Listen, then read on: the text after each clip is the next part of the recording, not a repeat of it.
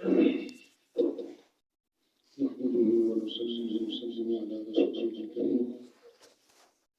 حضرت عبداللہ بن مسعود رضی اللہ تعالیٰ عنہ سے روایت ہے، جناب نبی کریم صلی اللہ علیہ وسلم نے فرمایا کہ جس رات مجھے معراج کرائی گئی، یعنی مجھے آسمانوں کا سفر کرایا گیا، تو میری ملاقات حضرت ابراہیم علیہ السلام سے ہوئی۔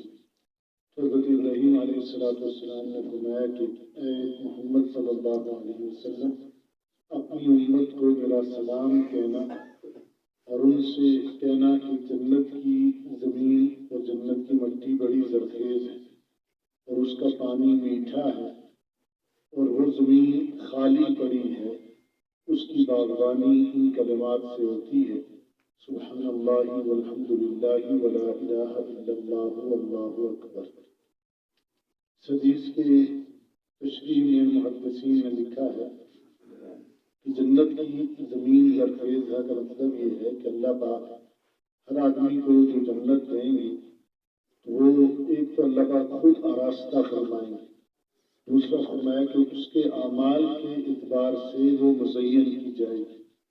اس طرح کے حافظ کے بارے میں آتا ہے کہ اس کی سب سے بلند جنت ہوگی اور وہ اس کو کہا جائے گا کہ پڑھتے جاؤ اور چڑھتے جاؤ، اور فرمایا کہ جنت چوڑائی میں نہیں ہے بلکہ اونچائی میں ہے۔ ہر آدمی کی جنت جتنے اس کے اعمال ہوں گے اتنی اونچی ہوگی، اور فرمایا کہ اس کا پانی مٹی زرخیز ہے اور پانی میٹھا ہے کا مطلب یہ ہے کہ وہ دنیا کی زمین کی طرح بنجر نہیں ہے، بلکہ جو چیز اس میں بوئی جاتی ہے فوراً کاشت ہوتی ہے اور بڑی ہوتی ہے۔ اس کی جو باغبانی ہے، فرمایا کہ جتنا زیادہ آدمی یہ ذکر کرتا رہے گا سبحان اللہ والحمد للہ ولا الہ الا اللہ واللہ اکبر، تو اتنے زیادہ اس کے لیے درخت لگتے جائیں۔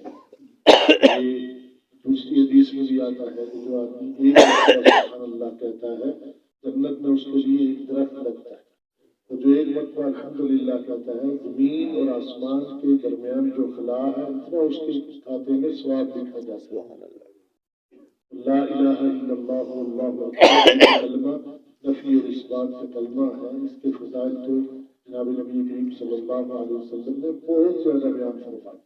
تو بہرحال یہ قیمتی دنوں میں اس کا زیادہ تذکرہ، جس کو ہم تیسرا کلمہ کہتے ہیں، وہ ہمیشہ ہمیں ہماری زبان پہ جاری و ساری۔ بزرگوں نے لکھا ہے کہ یہ نغمہ ہے جو اللہ کو پسند ہے، اور اصولی طور پہ یہ اس طرح ہو جس طرح بندہ دیوانہ وار کرتا جائے، لوگ اس کو مجنون کہنا شروع کر دیں، اس طرح اس کلمے کا ذکر کرتے رہنا چاہیے۔ ہمیشہ اللہ کی یاد میں اس کی زبان تر ہو، دل سے اخلاص کے ساتھ پڑھتا رہے۔ اللہ پاک ہمیں ان کلمات کا ثواب اور اس پر عمل کی توفیق عطا فرمائے۔